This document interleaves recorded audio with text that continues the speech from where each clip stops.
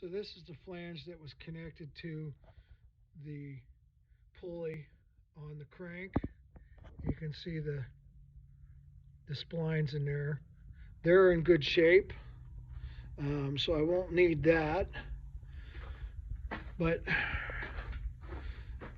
I'm going to have to get a new shaft because this is all boogered up.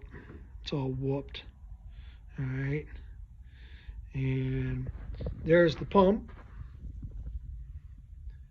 And I had to take off homemade flanges that were put on by the last owner, and that was these things.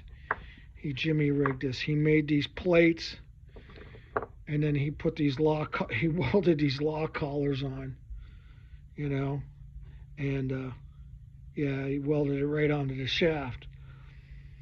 For the price that he paid to weld with those collars and the steel, he should have just bought new ones. They're like $10 a piece.